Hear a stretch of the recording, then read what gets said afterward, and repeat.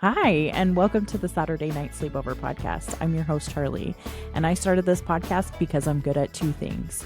One, making friends, and two, telling stories. So you get to participate in that by listening. Welcome to the Sleepover. It's Saturday night.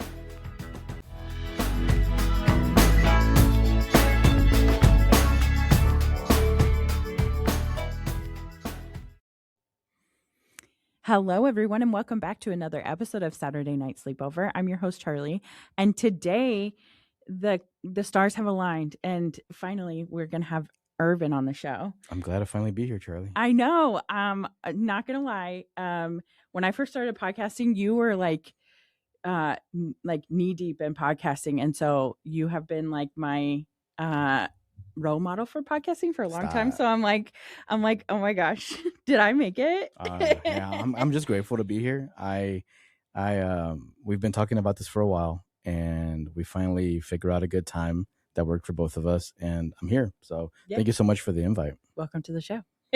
I'm glad to be here recording where I used to record as well. Yeah. I love recording here. Hang on, I got it all. Oh, we're doing video. Yeah. Hey. Well, I usually try to at least get my shoulder in there. Oh, also, I don't edit anything. Did we talk about that before? Whoops, sorry. No, it's good. I do some of it. I just do the intro and the outro for our podcast. And unless a guest says something that they don't want to be on the podcast, then I'll edit it out. Yeah. But usually I try not to either. Yeah. People like raw conversations. Yeah, they do. I always tell people when they get nervous, I'm like, well, one of my favorite, like, I get a lot of feedback about episodes. Like, people will just text me and be like, oh my gosh, this was so funny. And that's like my favorite thing. Because I'm like, oh yeah. Do you ever laugh at your own jokes when you listen back? I've laughed at some of the stuff I've said sometimes. I never listen to the show.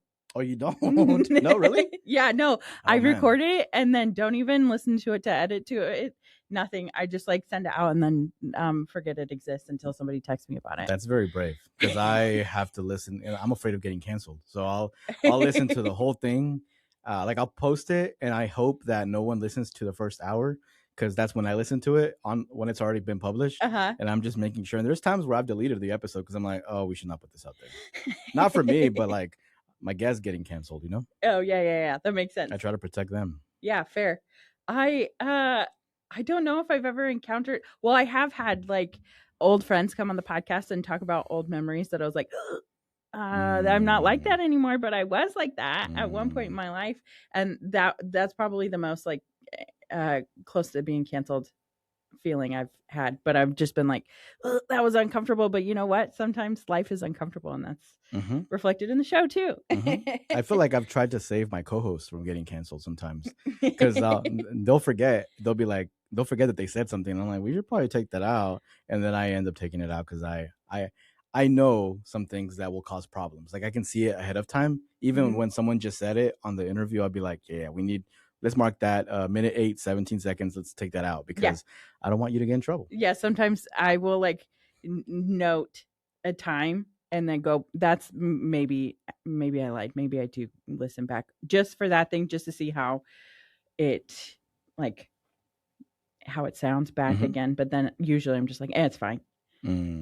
Have you gotten feedback of the way that you put out the episode? Like, people also like it, like just straight up like raw and everything? Yeah. So some of the feedback that I get is that I had this one episode that I recorded with my friend who has kids, and her kids were learning how to play the recorder, like the instrument, and she couldn't hear it, but like I could hear her mic picking it up because she was recording at her house, and I could hear the kids playing the recorder, and like everyone loves that moment. And I was like, yeah, this is real life. And so, like, I don't know. It sounded like that Titanic flute. Have you heard it? Yeah, like that. I love that Titanic flute, man. I play it as a joke sometimes because, you know, like it's me and my wife have some things that it doesn't matter when it is. If you think about it, it just makes us laugh. And the Titanic flute is one of them because it's just so hilarious. It's so funny. Yeah. I feel like that's like a pretty normal thing. I have stuff like that with my husband too. There's one story. It's somewhat like it's It's mocking death a little bit, No. but You're about to get canceled for the first time. I know. Here, I invite you on the show, and the first time. I think I bring the energy of people getting canceled. What are you about to say about death, Charlie? Okay, so my husband's dad, he had 10 brothers and sisters, and one of them was one of his older brothers passed away at the hospital, and they're in the process of notifying all the family, and they're like, we got to call this brother, but he's not answering. And then my husband was like, oh, I've got his number, I'll call him. And so then he calls him, and he's like, he finally gets him to pick up. He's the first person to be able to get the brother to pick up. And so he hands the phone to his dad. He's like, I got him, here he is. And his dad just gets on the phone and goes, your brother's dead. My God. And so I will say though, like, as someone who's had to break that news to a family member before, it's hard. Yeah. And like, you kind of have to be blunt at that point, right? Because it's just like, how do you even say it? Is there even a correct way to tell someone that someone has in the died? moment it was sad, but then like now that's the thing, that sometimes if we're both sad or something, we'll just be like, your brother's dead.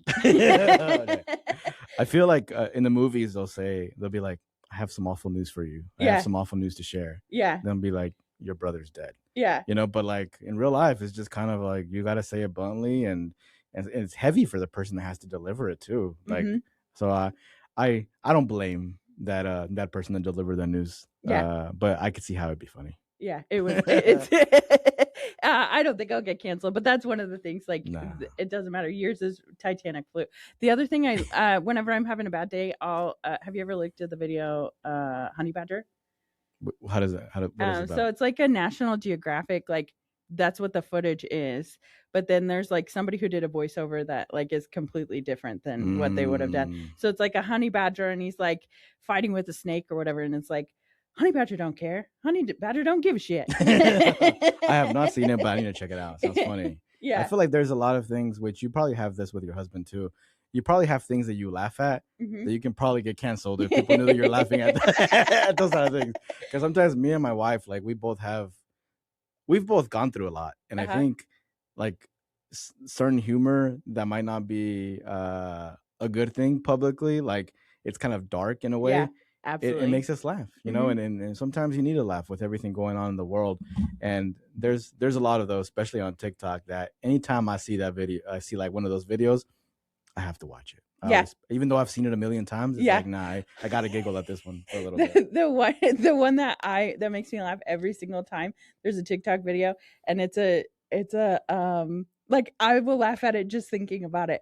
It's a seagull, and it's like a guy in Australia, and he's like zooming in on the seagull, and he's like, bro, this motherfucker don't have no feet. Damn. Anyway, you definitely just got canceled by the seagull community, I think. Yeah, the seagull community's coming after me. I was trying to think right now which one of those videos I can tell you, but they're all cancelable. So I'm not gonna say, like, all my faves are cancelable. So I definitely, if I can think of one that is not cancelable, I will say it. But in the meantime, I can't think of any. That's totally fine. Any of them. All the ones that I'm thinking about are like, oop, I'm glad I put my TikTok likes in private. So no one can see that. So no one can see them. I just let everything hang out. I'm not scared. The guy that there's a guy that comes up in my feed all the time. He does like the auto-tune concerts. Have you seen him? Yeah. What's his name? Is it Jeremiah something? Yeah, something like that. And he's always like, hello, are you all together? Yeah. And then my husband just got on that algorithm. So I was like, yes, you caught up. What are some of the you're on TikTok, right? I am a real adult, and I'm on Reels? Instagram Reels. Yeah. Okay. You're so I see everything 3 weeks later. Okay, so you're on the boring side of social media. What does your algorithm look like when on your Reels? So I get a lot of like hippie women like saging their apartments. And recently I've been going to the gym a lot, so I've been getting gym videos. And then I also get like a lot of just that guy who does the singing. I get him a lot. And so then I'll also get Secret Lives of Mormon Wives. Okay. So much Secret Lives of Mormon Wives. And then there's also a lot of like Mormon and post-Mormon content. Are the that Duggars comes in there too? Sometimes, but not as often, because I lived in Utah for a long time, and so a lot of my followers are from Utah, and they're either Mormon or post-Mormon. That's Mormon Central right there. Yeah, Utah. Yeah. My husband's from Utah. Okay. So Is he Mormon? Well, yeah. He grew up in Utah, and I did not. I like moved there on a whim, and then fell in love and got stuck. So I love having conversations with Mormon people when they come to my door. Yes. Like my wife gets annoyed at me, but I don't know, because I mean I'm a person of faith. Yeah. So I'm always the kind of person that's like, I would like to have a conversation with someone if I have time. If I'm in a hurry, I ain't opening the door. Yeah. You know? But some of those folks, you know, the Mormon folks that come in with like the white shirts and the black ties and you know, and they just want to talk to you. Yeah. Sometimes I'll give them my time of day, but then they try to get me to come to their church, and I'm like, yo, I'm Catholic. Yeah. I got my own church already, but I'll at least talk to you. I'll eat with you too. Yeah. You know? Well, I grew up Mormon, but I'm like not. I call myself Mormon alumni because I graduated. To what? What'd you evolve to? Nothing. Not against organized religion, because I feel like that's where the sketchiness is. I agree.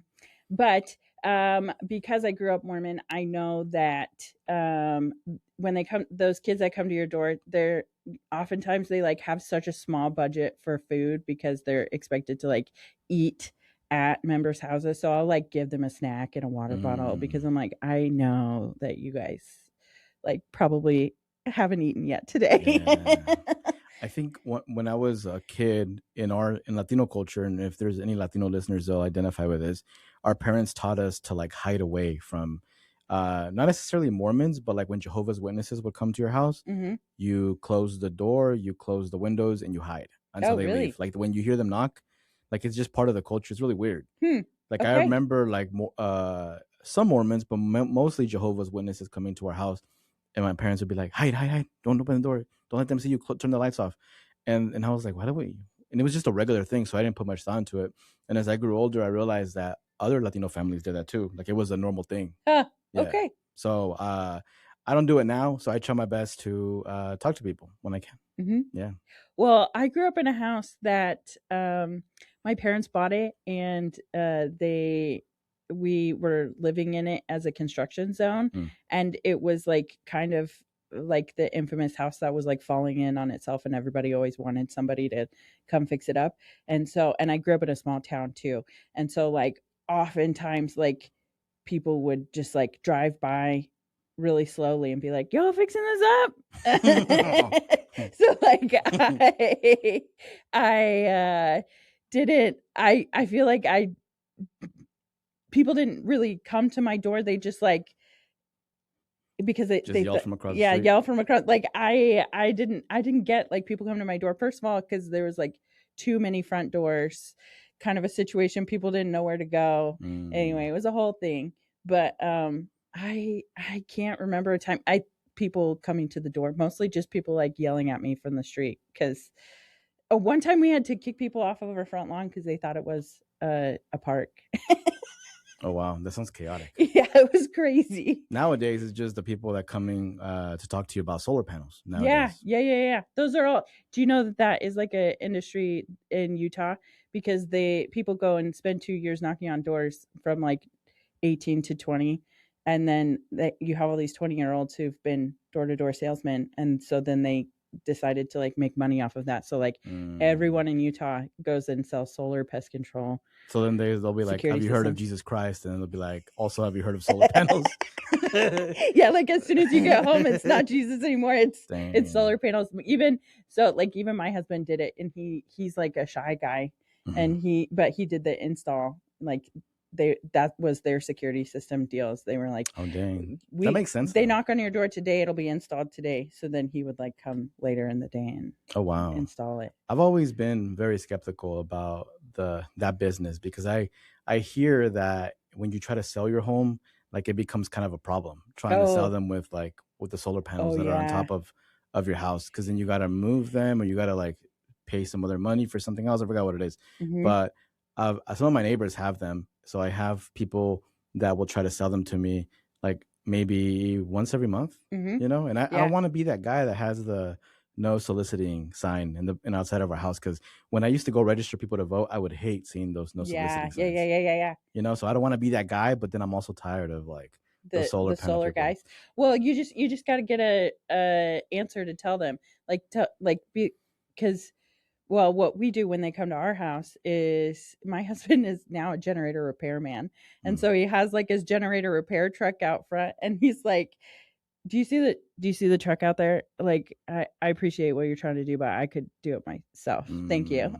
I will say though, for the solar panel people that are listening, or the people that are fans of solar panels, I like solar panels. Yes. I just worry about what that process will look like when I sell the house. Like, well, here's my opinion on the solar panels, because I live with a generator repairman, and so he has a lot of opinions on it, and so I by proxy understand the opinions. So the problem is that you have these solar panels on your house, and it's like putting energy into your house, and then you have to like figure out how to like sell the energy back to the power company or whatever. But I think the proper way to do it is if you install the solar panels on your roof and like an inverter like system where you have it goes into backup batteries, and then have an inverter system so that you can run off of electricity completely. And up for certain hours of the day, and then at nighttime use the like switch back and forth. I think that's the best way to do it, but usually there's not like the batteries and inverter setup that are sold with it. It's usually you're just paying for the solar panels, so it's just like free energy going back into the system. Okay, that sounded a little complicated. Yeah, it's like it's like I just won't answer the door. let's save each other time. Let's not answer the door. Fair. But I also grew up knocking on doors too, so I totally understand, because my mom was a politician, and so we would always like go and help people register to vote or send around. Do you have any wild experiences when you're knocking on the door? Well, yes, I do. Absolutely. One time so I when I was 16, I was a campaign manager for a candidate that was running. She was 18 and she was running for county supervisor. And so I was like a 16-year-old and an 18-year-old. It was my sister. But we were going door to door, and it was wild. I grew up in a town that was like kind of, there were people that lived there in the summer and people that lived there all year round, because there was like a lot of people that had their second houses there. Imagine like not as bougie Outer Banks, like what they portray on the show. So we knocked on one of the doors. It was like the summer people, and they have like a house that has like a dock out the back with like jet skis and all this stuff. Wow. And we're like, hey, will you sign this petition? And they were like, no, but do you want to come in and go jet skiing with us? Wow. And I went jet skiing with him. I grew up in Virginia. Okay. Yeah. So they just took you to the lake? No, it was in their backyard. I grew up like on the Potomac. Okay. So I lived on a peninsula in the Potomac. Okay. So like 3 sides of my hometown I was trying to figure out how water. Their backyard, how they made that happen. Yeah. So like everybody has like piers that, not everybody, but like since it's a peninsula, if you live on the outer edge of town, you live against the water. So like if you live on the outer edge of town, the likelihood of you having a dock and boats and everything is pretty high. Well, that's cool. Yeah. So your sister was like, "Where are you at, though? You're supposed to be." No, she was with me. Oh, she was. Oh, wow. We both went on the jet skis. Sounds like crazy. Fun though. It was pretty cool. I've had like men open their door with just like underwear, like nothing on. Yeah. And you're just kind of like, bro, I think you just caught a case or something, because this should be illegal. What you're doing, what you're doing right now. Hey, you know what? I'm of the mindset of like, this is my house. That's true. If you want to come into my space, that's what you asked for. I know that's true, but like not everybody wants to see that. But it felt a little uncomfortable. I was like, man, what if I was like just a woman coming to knock on your door? You know, like it's just. But I get it; it's their own space. Well, that's the thing that's kind of crazy is that we're 16 and 18-year-old girls. like Yeah. knocking on a door. Like that is wild. Anything could have happened. Then you just randomly walked into their house, like Yeah. just fully confident that you're Yeah. gonna be okay. Yeah. And this is why we have missing teens in America. And this is why we see so many of those like missing posters on at Walmart and stuff. I feel like that's less um prevalent now with social media. Do you think so? Or do you think it's more? I heard about that concept because back in the day, like our parents would let us be outside. Like I remember I was like 7 years old, out like maybe 3 miles away from my house. Yeah. My parents were just like, as long as I got there at night, I was okay. Yeah. But and that's why you would see a lot of like, in America's Most Wanted, the TV show, and all these other shows, like so many kids are still missing today and stuff. But I feel like there was more during our childhood. Yeah. Well, I mean, I also remember I would walk home from dance class by myself at like 7, and I had a paper route when I was like 7. Oh wow. It was my sister's paper route, so that it was like legal or whatever. But that's like the most American like child job ever. Yeah. Paper route. Yeah, right. And a bike? Would you ride a bike? I rollerbladed. Oh, that's cool. That's a little different. Yeah. I was the kid that like all of my older sisters, my next biological sister is 8 years older than me, and then I have a stepsister that's 2 years older than me. So like I grew up like my sisters were teenagers in the 90s and rollerblading and all this stuff, and I was like, I want to be like that. And so I've been rollerblading since I was like 5. And rollerblading was fun. Yeah, I still have rollerblades in the back of my car. They're my emergency rollerblades. Nice. What would you need them for an emergency? Like just in case someone wants to skate, you have them, kind of thing. Yeah, basically. Or like sometimes my sister will call me because she lives in Bentonville, and she'll be like, "Hey, do you want to go to Kohler?" And we'll just go to Kohler and rollerblade. Ah, that's cool. Yeah. Did you ever, as a child, like have an experience where you were almost abducted? I did. Probably most likely, but I am sometimes I was a pretty oblivious kid. Yeah, it wasn't until I was an adult. Like I'm still kind of an oblivious adult. One time when I lived in Hawaii, I think that I asked somebody who just robbed a convenience store to go scare people in my car because he came out in a mask, and I was like, "Hey, go scare my friends in my car," and then I like went in and to pay for my gas, and the like cashier was like really upset with me, and I didn't understand why until I drove away. I was like, "Oh, I think that guy just robbed that convenience store." Did he do it though? Did he go scare your friends? Yeah, he did. So I'm kind of a dumb robber as well, because he could have just ran, right? But he was like, "No, I'm gonna go scare these kids because this random girl just asked me to." Yeah, right. That's hilarious. I think I'm just like an oblivious, like trusting person. I'm just like, oh yeah, yeah, you're a person. Or we're you both think people have good intentions. Maybe that's it. Usually. Yeah, like but you almost got abducted, so that probably like paints how you see things. Yeah, well, my parents like always told me don't talk to strangers, right? And then they let me go by myself for the rest of the day without no supervision. But I was going home from school, and we would literally walk like 4 miles by ourselves, little kids. It was all of us kids. But I think it was because they saw a group of kids walking together that the parents were like, they'll be fine. Yeah, they'll be okay. Should be fine. No one wants my kid. So we were walking, me and my friend Adrian, and very stereotypical, a white van drives up next to us. Oh my gosh. And guy opens the thing, like the side door, kind of like in the movies. Yeah. And he told me that he had candy in his van. He was like, "Hey, I have candy." Oh my gosh. He's like, "Do you want some?" And then I'm all like, "Sure," right? But I'm not gonna move from where I'm at. I'm not gonna get close. And then he was like, "Well, come over here in the van, and like, I'll give you some candy." And I was like, "No." I told him, I was like, my mom told me not to talk to strangers," and I walked away. But I always think, what would my life have been at if I would I have died? I wonder if I would even be alive today if I had gone into that Probably van. most likely not alive. I was like 6 years old. Yeah. And I think about that all the time. I'm like, whoa, that could have been. Or what if like they were just like happy adults that were trying to get you home. Or if they actually had candy. Yeah. Yeah. That's not the best approach though. So it's a little suspicious.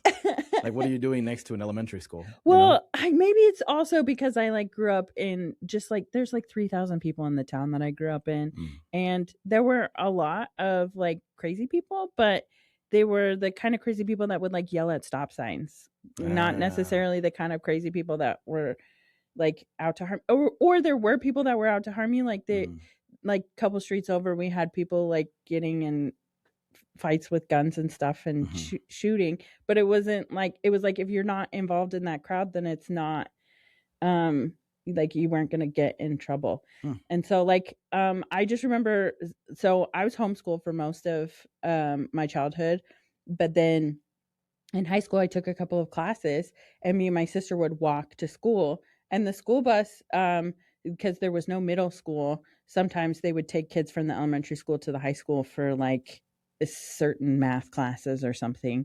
Hmm. And so like my house was between the elementary school and the high school, and so the bus driver would just see us walking and just pick us up and Oh take us to the wow. high school. Yeah, I get why you gave the person in the white van the benefit of the doubt, because yeah, I would not just we're not accustomed to that. Like our parents told us from the beginning, and who knows, maybe there was a high abduction rate where I was from, Uh-huh. but my parents were like, yeah, don't go with anyone that you don't know. Where did you grow up? In Gonzales, California. Okay. I'm trying to remember trying to think of what makes that area powerful. What makes that area known? I think it's just there's a lot of farming, a lot Mhm. of vegetable farming, uh, a lot of wine Mhm. producing in that area, and then also we always have at least one segment on every episode of Cops too. Oh, really? Yeah. That's You'll see funny. like Salinas, California. I'm like, oh my god, and I know the street that they're on too. Like it's always the same. The street's called Alisal. It's one of the most like dangerous streets in the entire country. Just a lot of gangs in that Wow. area. That's Yeah, crazy. that's why my parents moved us out of California, because my dad thought that if I would stay there, that I was bound to end up in a gang. Uh-huh. So we moved to good old Arkansas. Yeah. What Hmm. what brought you guys to Arkansas? Poultry Oh, okay. industry was very strong here and still is. But for immigrants, it was like, oh, you get paid this much more. My Mhm. parents worked in the fields in California, and they were barely like we lived in housing authority apartments, so we were like, I don't think I knew how poor I was until I was an adult. I was like, oh, housing authority apartment. I was really really poor. We couldn't afford fast food. We would just always eat at home. Mhm. But as a kid, you don't even think about it, right? Mhm. But it wasn't until I got over here and I was like, "Oh, we're living in a regular apartment, no housing authority apartment," and yeah, the jobs paid more over here. There was more opportunities to pursue college, Mhm. and there wasn't any gangs, like Yeah. any real like dangerous gangs. Mhm. So we came over here and stayed over here ever since. Wow. Yeah, That's cool. yeah. I'm glad they made that change in my environment, because all love to my family over there, but when I go back, it's everything stayed the same. There Mhm. hasn't been a lot of growth, Yeah. and over here, it's like booming, Yeah. with just everything. Yeah. Yeah. Well, so you mean like actual town, like all the houses are the same, nobody, no The new stores or streets, the anything. schools, like everything's the same. When I went to school in California, our classes were in trailers outside. Yeah. Yeah. Like Well, it's, eh, we had that too at the high school I went to because it mhm. wasn't big enough.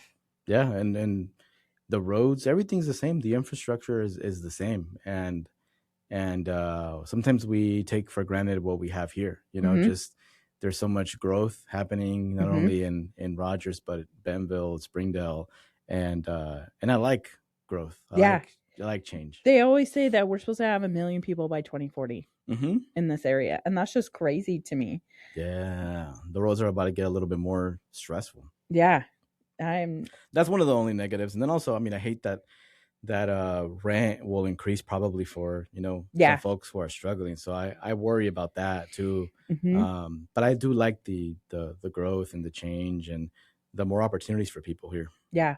That's kind of what I thought when I moved here. I was just like doing my research on all the different areas, and I lived here with my sister in Bentonville for a few months, and then I bought my own house and moved to not in Bentonville. Hmm.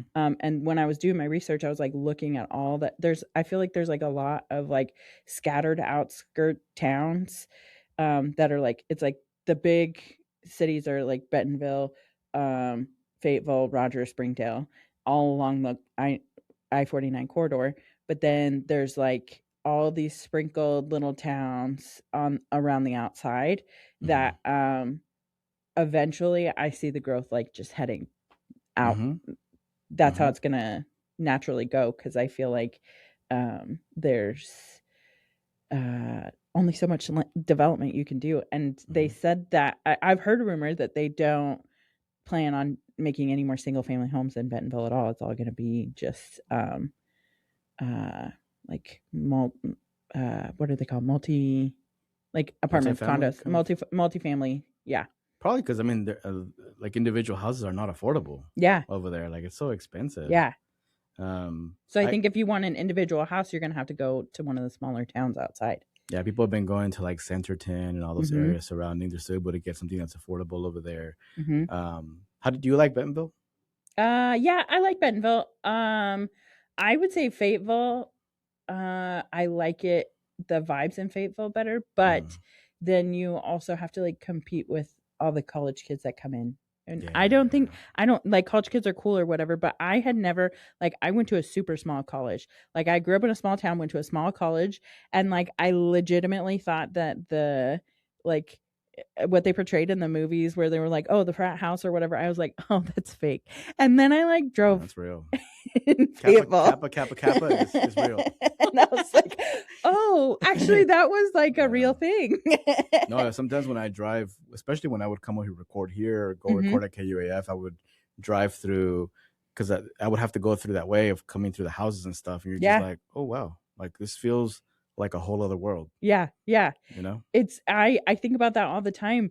Like because I also drive on that road, because like all of the University of Arkansas sorority fraternities are all like lined up on one road, and like you drive by and you see like I see 50 like tiny blonde girls out front of the sorority houses making a TikTok video all together. I'm like, that is a completely different, like, I don't know if I will ever meet anybody that person that I just drove by is related to in my entire life, you know? Yeah. Or even ever have a conversation with that person. Like, what are we gonna have in common? It's a whole other world. I'm just joking. I'm pretty sure we can find something. We'll find something in common. We're all humans. But man, some of these houses are big, and you can tell that like some of those kids come from money. Yeah. You know? It's crazy. I didn't know that was like a actual thing, because like where I went to college, like sororities and fraternities were like banned, because I went to like a small private Christian university. That makes sense. I think people that have those opportunities, you know, good for them. But yeah, I definitely feel like a lot of them come from money or know people, because I can't, like, I feel like I've met some of the folks that have lived in those houses, because when I've gone to speak at the university or other kind of university related events, and a lot of them seem to not have like jobs, and they come from like money where their parents are able to take care of their school expenses. And then there's some that do have jobs too, but I've met more that don't, that are just kind of like they've been blessed to have the opportunity to have the college experience without having to worry about, you know, economic, stresses. I think about my experience in college, and like my job taught me so much. Like I have the job that I have now in part because I had the job that I had in college, because I worked at the TV studio. And so I have a podcast because I knew how to work the audio equipment, because I worked at the TV studio. Like it was almost like I double majored, because I majored in health and exercise science, but then I worked at the TV studio. So it was like I got all these technical skills. And previous to that, I got that job because I had been a photographer for the newspaper since I was 12. So like You've been hustling. I've been hustling this whole time. And so like I feel like there's been like I've had the media parts of my life, and then I've had the other, like my education parts of my life, because I also then I went and worked in mental health, and then I worked in parks and recreation.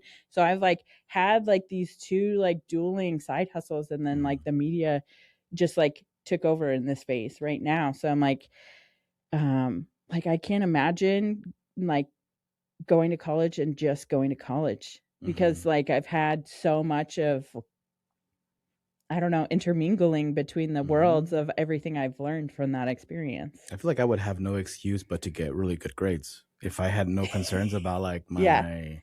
And I'm not trying to downplay people's accomplishments. Like I'm not trying to do that.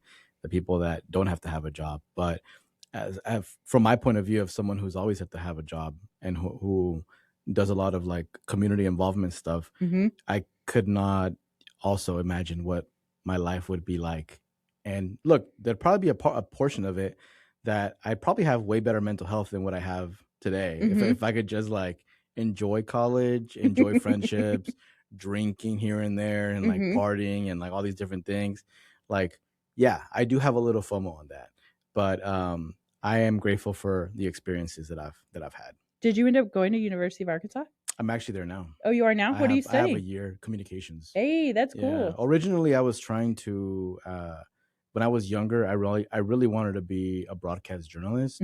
But then as I got older and I started like doing what I wanted to do through podcasting, I was kind of more like, I'll use the communication degree for something else. I'm gonna continue doing like nonprofit work. That's kind of where my expertise and my passion is at.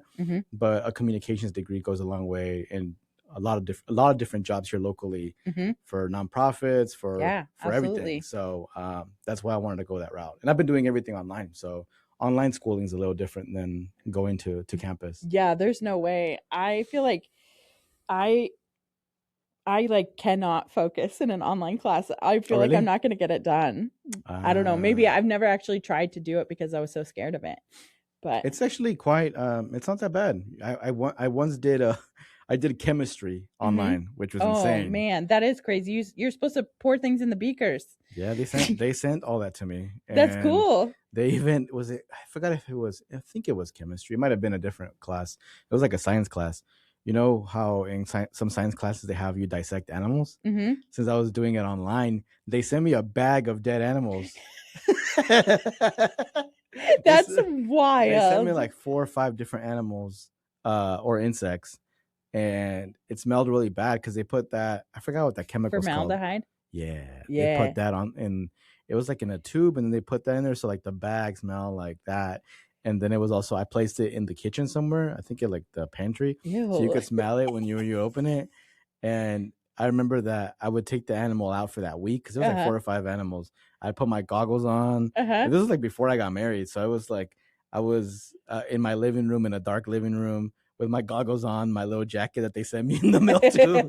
And I was there dissecting a freaking grasshopper on a Saturday night. Yeah.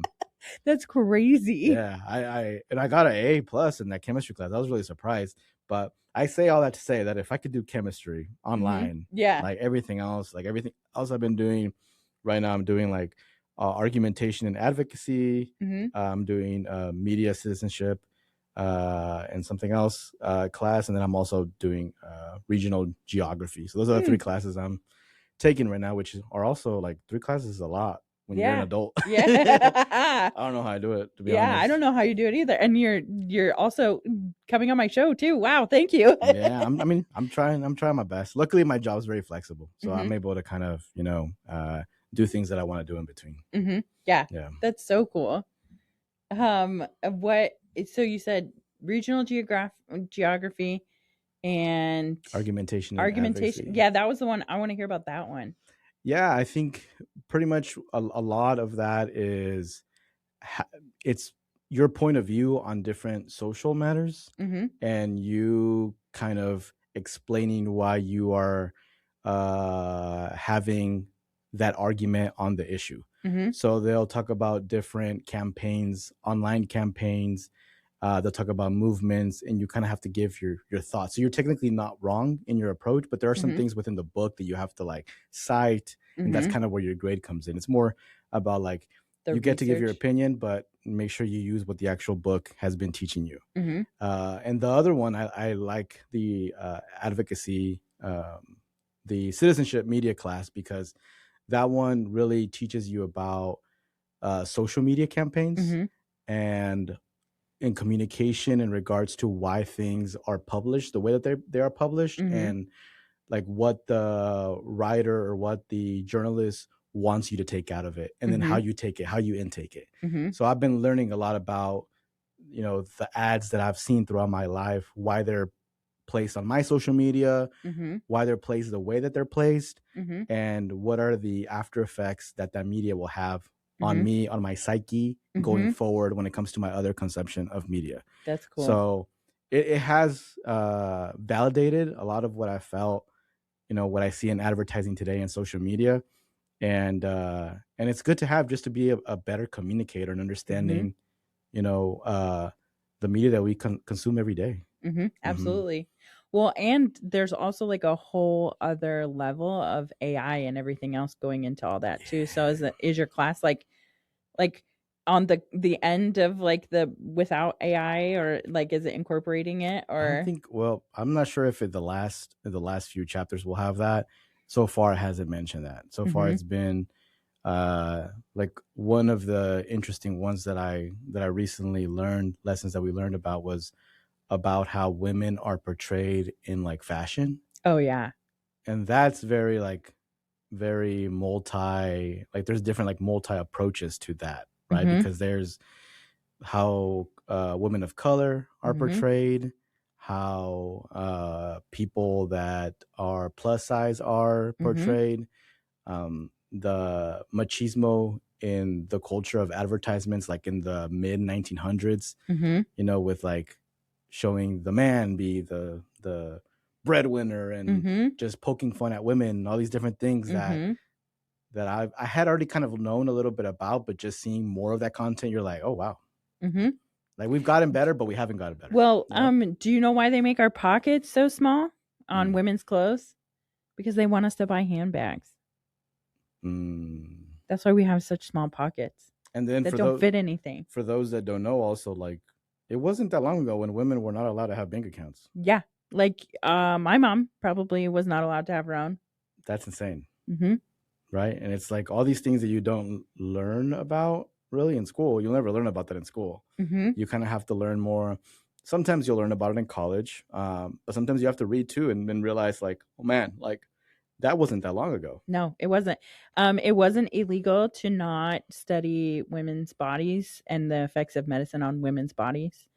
They only studied the effects of medicine on men's bodies until 1993 because it wasn't made illegal until Yeah. then. And then also, one of the things, my wife and I are currently going through infertility. Mhm. So I'm learning a lot about that process and the lack of resources when it comes Yeah. to women. Mhm. And then also, like, when you're going through a infertility journey and you're going to a doctor and everything, like they tend to just focus on the woman, Yeah. and they're just like, oh, dude, you're good. Yeah. Like, we'll do just one test for you and then you're good. Yeah. And then the woman is like, no, we gotta like stick you with this, you gotta do this and this and that, and you're just like, oh wow, like even that hasn't advanced to Mhm.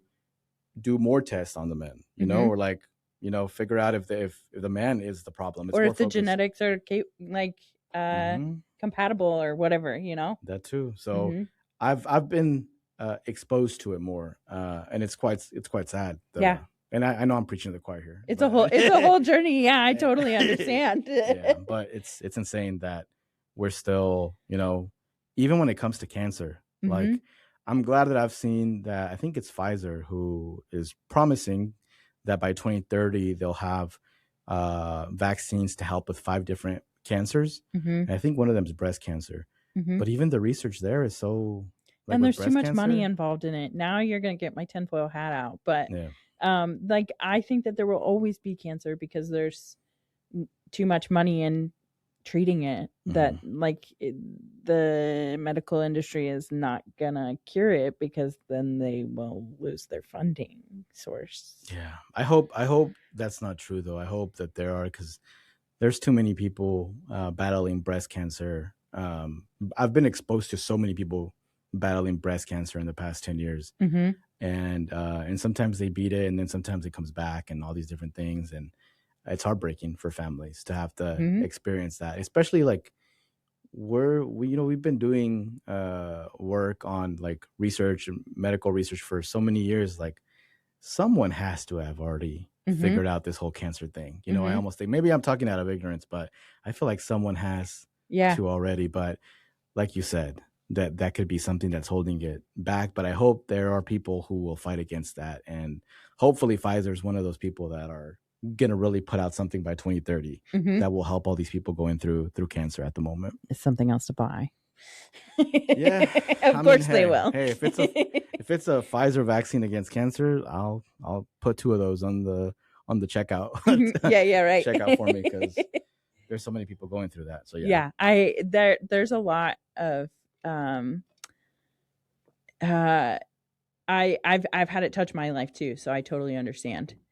And unfortunately the system is broken, and I've watched the system be broken, and so I took the other side, and I'm like, what do we got to do to like prevent this? So like right now I went and I've started the process of like getting genetically tested for like markers that in my genes that will like say either I have cancer or I don't have cancer, so that since I'm 35 now, you're supposed to start getting tested at 40. I at least have like a 5-year buffer to know whether or not I should get tested early or not. So that's good to know. Maybe I should do that too. I've been trying to do, the doctors always like wave me down, but I've been trying to do like a colonoscopy for like 2 years now, just because. Yeah, but then there's the whole insurance thing too of like, that's true. Insurance isn't going to pay for it because you're not old enough or whatever. But at the same time, what if you could catch something earlier? Like, I'm just like, it's all a statistics. Like literally when I started the process, they just like asked me questions, and then they're like, you have a this percent risk of developing this kind of cancer based on your answers. And I'm like, okay, but then like you asked me, I could have said anything, but also like, I don't know. It just is, the system is meant to like make more jobs, I feel like. And it's that's what frustrates me. But at least like I will have the knowledge to know if I should push or not for certain testing. So. Yeah, hopefully if you're listening to this and you're over 40 and you have insurance, you go get tested. Go get checked. Yeah. I sometimes fight with my friends because I have some friends that have insurance and stuff, and they're just scared of going to the doctor. And I'm like, yo, you have insurance. There's so many people that don't have insurance who wish that they could go get checkups. And you got to just look out for your health. So please go do your blood work. Go do your colonoscopy. Because I want to do a colonoscopy and I can't.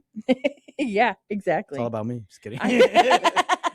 I've been talking about that for the last couple of months. I feel like I'm in this maintenance phase right now because I've been blessed to have good insurance and to have the time, because my schedule, I only work 3 days a week and I have 4 days off. Like I feel like the universe like made this right now so that I have like a time to like work on maintenance so that I can face whatever comes next. And if you have insurance, check in therapy too. Do a therapy session.